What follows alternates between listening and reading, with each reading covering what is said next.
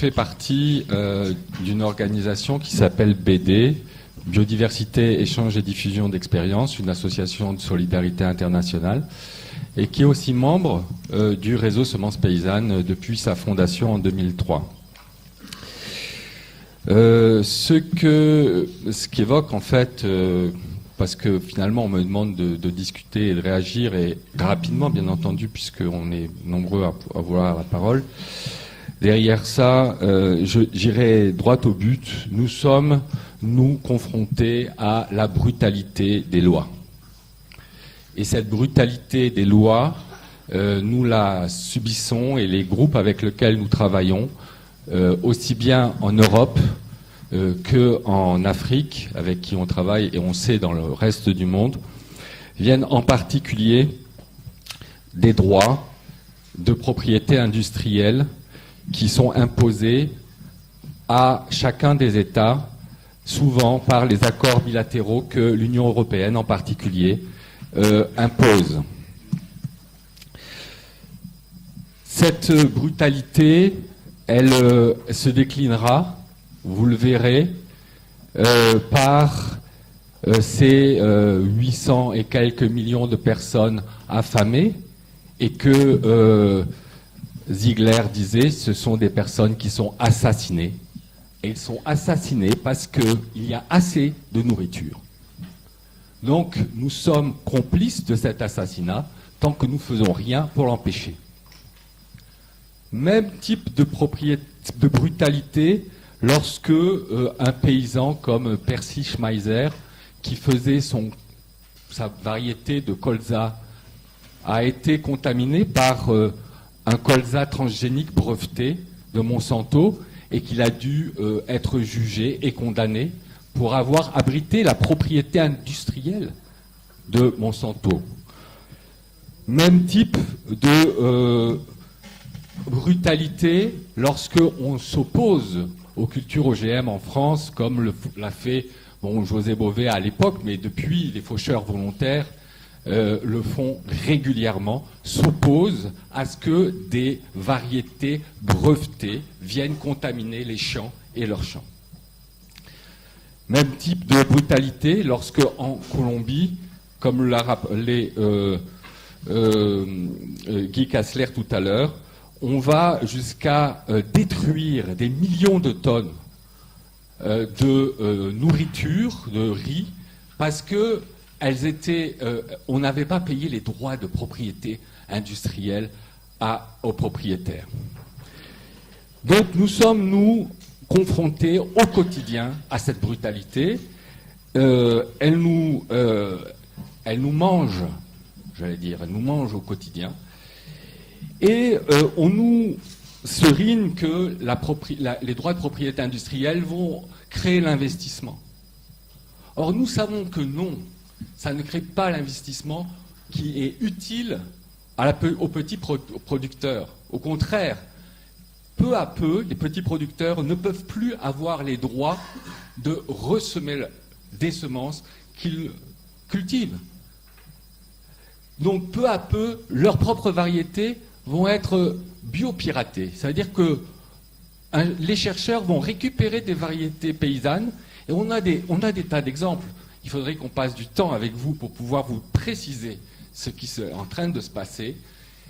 Que ce soit des chercheurs du privé comme des stations publiques récupèrent des variétés paysannes qui sont des variétés population un peu hétérogènes, ils les homogéisent, ils ne font rien d'autre que d'uniformiser en station de recherche, et ils mettent un droit d'obtention végétale dessus.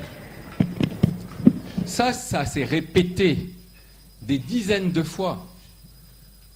Donc nous sommes là-dessus, et nous voulons travailler avec vous, juristes, parce que nous avons besoin aujourd'hui que nos veilles citoyennes juridiques, que nous mettons en place avec nos propres argents, parce que nous n'avons pas d'aide pour faire ce genre de travail, et parce que nous ne sommes pas juristes nous-mêmes, nous avons besoin de vous pour que ces droits de propriété industrielle qui sont imposés aux producteurs et à la société tout entière, on puisse les scruter autrement. Parce que quand on regarde de près, on s'aperçoit que finalement, ce sont des arrangements de pair à pair. Que souvent, les experts qui vont décider de la détermination du droit de cette propriété industrielle sont eux-mêmes partie prenante. Vous ne pouvez pas, vous, en tant que juriste, comprendre pourquoi on va déterminer que cette variété, elle est distincte d'une autre variété. On va vous donner des caractères, mais vous ne pourrez pas savoir exactement en quoi elle est vraiment distincte. Et finalement, lorsqu'on s'aperçoit de ça, on s'aperçoit que les juristes sont sortis en déléguant aux experts, et les experts sont les experts de l'industrie. Et donc, finalement, c'est les parts de marché qu'ils se distribuent lors de ces déterminations du droit. Et puis, il y a aussi, lorsque vous regardez comment sont donnés les brevets aujourd'hui sur les plantes, vous voyez que, finalement, l'Office européen des brevets, c'est une communauté d'intérêt. Une communauté d'intérêt puisque l'Office européen des brevets, elle se nourrit sur le dos des déposants de brevets. Donc, ils n'ont pas toujours intérêt à refuser le brevet. Et on s'aperçoit ainsi qu'eux favorisent la machine à brevet. À breveter quoi? À breveter le vivant, à breveter les plantes. Donc, je voulais surtout insister là-dessus et insister sur notre besoin de travailler avec vous dans des veilles. On a besoin de votre conseil, de vos conseils dans des veilles réglementaires dans toutes les régions du monde et en particulier en France.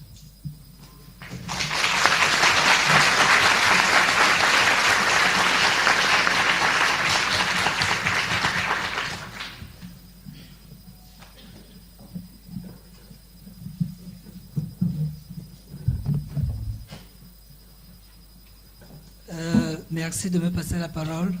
Vous me permettrez d'abord de dire merci au professeur François Collat Dutilleux, le directeur du programme LASCO, parce que finalement, à y regarder de près, les principaux bénéficiaires des travaux de LASCO, ce sont les pays du Sud, dont je fais partie, dont j'aimerais lui dire merci d'avoir pensé à nous, parce que c'est nous qui allons tirer les premiers et les plus gros fruits et de nous avoir associés à tous ces travaux.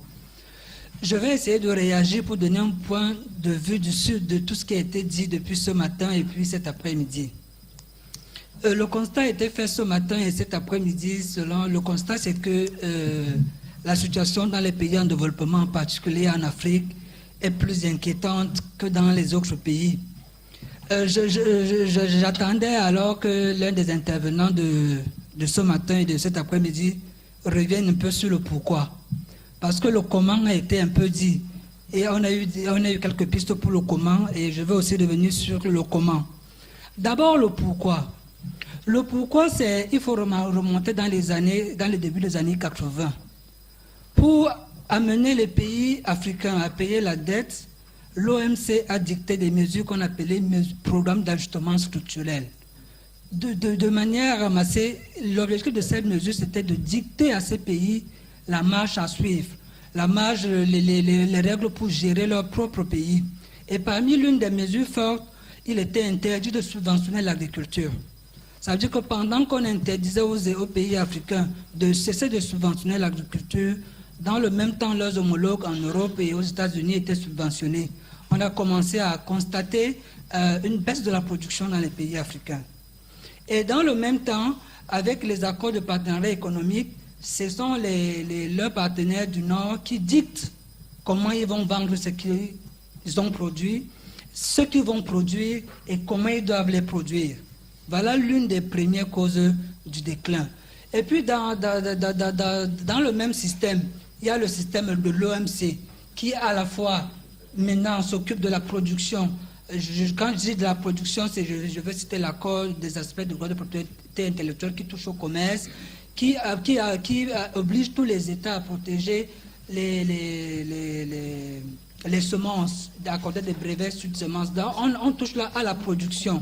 Et maintenant, la commercialisation avec le système OMC, avec le système de libre-échange, les pays ne sont plus il n'est plus possible pour ces pays de préserver leurs intérêts nationaux avant de se conformer aux exigences internationales.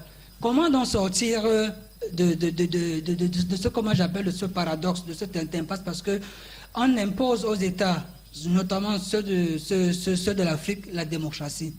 On leur dit démocratiser, on intervient dans leur pays au nom de la démocratie. Mais au niveau des conventions internationales, ce principe de démocratie qui est mis en avant est écarté. Parce que quand ils veulent faire prévaloir leurs intérêts dans les forums internationaux, au moment de la convention, de la signature des accords, quand ils ne sont pas d'accord, on dit non, on impose. L'OMC, à ma connaissance, il n'y a pas de système de réserve au critère de l'OMC. C'est un paquet à prendre ou à laisser. Et quand ça ne va pas avec l'OMC, on évolue par des accords bilatéraux, toujours pour imposer à ces États des politiques juridiques, économiques qui ne sont pas adaptées à leur réalité socio-économique et environnementale. Il n'est pas donc surprenant que les choses n'avancent pas de ce côté-là. C'est parce que les règles qu'on leur impose, je dis bien, j'insiste sur le mot imposer, parce que s'ils avaient le choix, toutes les fois qu'ils veulent faire autrement, il y a des représailles économiques. Les États-Unis, par exemple, ont tout un système répressif contre les États qui ne vont pas dans la mouvance internationale, qui ne vont pas dans le moule qu'ils ont tracé. Comment donc sortir ce problème? Tout sauf l'aide. 50 ans après les indépendances, les aides, on a vu le résultat des aides. Les aides, c'est donner de la main droite et reprendre de la main gauche. À notre avis, je parle sur le contrôle budgétaire du programme LASCO, il s'agit simplement d'adapter les règles juridiques, économiques et politiques aux réalités sociales, environnementales de chaque peuple. Et c'est ça, je pense aussi, ce qu'on a. Et par là, je pense qu'on sera très proche de ce que LASCO appelle la démocratie alimentaire.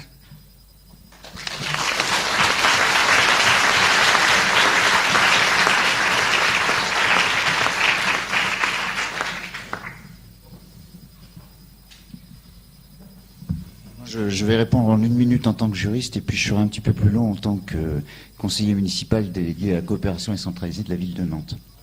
Parce que figurez-vous que je suis un pauvre professeur de droit qui n'a plus tout à fait la même foi que quelques-uns de mes collègues dans les dispositions et les systèmes juridiques. Et je suis tout à fait sensible au fait qu'il y a cette tentative dont nous avions parlé quand nous avions écrit ensemble un article à la JDA sur la propriété et sur la fonction sociale de la propriété. Je suis tout à fait sensible à ce qu'on pense à décalquer ce qui s'est fait pour l'exception culturelle et à instituer l'exception alimentaire. Mais enfin, tout de même, ça signifie qu'on se place et qu'on accepte ce placement dans l'orbite de cette organisation qui est une organisation mondiale du dérèglement du commerce, qu'est l'OMC. Alors même qu'il y a tout de même, et là c'est ma minute prof de droit, il y a quand même des conventions comme la Convention sur le climat ou la Convention sur la diversité biologique qui ont la même force juridique et qui devraient donc au moins jouer le rôle de contrepoids s'il n'y avait pas cette dimension bulldozer de l'économie qui réduit à néant nos efforts très généreux mais très improductifs de juristes. Alors c'est une des raisons pour lesquelles ma foi a été ébréchée. Je suis un peu passé à la politique il y a quelques années. Et c'est vrai que j'ai beaucoup aimé qu'on m'ait confié ce poste à la coopération décentralisée à la ville de Nantes parce que j'ai fait de l'alimentaire. C'est-à-dire que j'ai passé 6 ans à violer le droit de l'OMC en donnant des subventions au nom de la ville de Nantes ou plus largement en coopération avec d'autres villes dans le cadre de Cité Unifrance. Alors il y a quelques exemples, et puis je vais vous expliquer un petit peu comment on a fait. On a passé les coopérations, les conventions de coopération, notamment avec Kindia en Guinée, Chang au Cameroun, dernièrement avec Recife au Brésil, et puis on a collaboré à un programme qui est un programme qui réunit une petite 50aine de collectivités locales et qui concerne le Cambodge. L'idée, c'est une idée qui est un peu double, qui est assez cohérente. Elle va avec notamment une politique qui est une politique très locale, étrangère à la coopération décentralisée, et qui consiste pour l'agriculture à promouvoir les circuits courts et à essayer pour les cantines, des lycées, des écoles, des collèges, plutôt se fournir en produits qui sont les produits des agriculteurs de proximité, plutôt bio si possible, et à défaut commerce équitable, plutôt que d'acheter n'importe quelle merde venant de n'importe où. Et au niveau de la coopération décentralisée, nous avons transféré des sommes, mais qui sont infimes. Elles sont simplement assez efficaces, hein, ces sommes, qui sont donc des aides qui se situent en rupture complète avec l'interdiction d'aider. Comme les États ne peuvent pas aider, nous aidons à la place des États, mais avec des moyens financiers qui sont extrêmement faibles. Alors à Kindia et à Chang notamment, il s'est agi d'aide à la recréation d'agriculture vivrière, avec des axes qui sont assez intéressants d'ailleurs. Vous y serez sensible, mais vous connaissez déjà, je pense, à Kindia. Nous avons réussi, à Chang, c'est en cours, avec la promotion de techniques de réutilisation des semences, avec l'introduction d'une diversité dans les semences qui avait été perdue là-bas, sous le coup justement de la mise en dépendance des agriculteurs par rapport aux industriels semenciers. Alors une puissance publique est une puissance publique qui a une très faible capacité de déploiement financier comme Nantes ou Nantes Métropole, qui va acheter des semences pour essayer de contrebalancer cette espèce de domination économico-juridique qu'a construit Monsanto et d'autres semenciers sur les agriculteurs. Ensuite, on a installé des agriculteurs. Bon, c'est pas le boulot de Nantes Métropole ou des autres collectivités comme Nantes et Nantes Métropole d'aller installer des agriculteurs là-bas, mais on l'a fait. On l'a fait à Récif, notamment en payant de nos deniers. Alors il y a un effet de levier, parce que quand il y a une ville qui paye, il y a ensuite une région qui paye, et puis même l'État brésilien se met à payer du coup, alors qu'il ne l'avait jamais fait pour l'État fédéré et pour la ville de Récif. Nous avons payé l'installation d'agriculteurs dans des zones humides, ce qui signifie très concrètement que les modes de production de ces agriculteurs sont des modes de production qui sont en rapport avec la réalité de ces terres-là, et il y a un abandon donc d'un certain mode de production qui était très caractéristique de certains milieux brésiliens, avec l'usage d'intrants et de pesticides en masse. Alors, ce que je voulais vous dire, et mon message c'est un peu ça, c'est que sans doute faut-il penser global. Et c'est très bien, et je t'en suis reconnaissant, François, comme je vous en suis reconnaissant à tous, évidemment, de le faire. Dans le cadre de l'ASCO, ça a été finalement une grande surprise de voir qu'il y avait encore des juristes qui avaient la foi pour produire ces réflexions globales. Bon, à côté, il faut montrer qu'il y a autre chose, sans doute, que les constructions juridiques d'Organisation mondiale du commerce, et notamment des embryons de pensée en coopération. Et si il y a matière à laisser se développer un commerce mondial, de grâce en matière alimentaire, que le mot d'ordre soit passer du commerce à la coopération.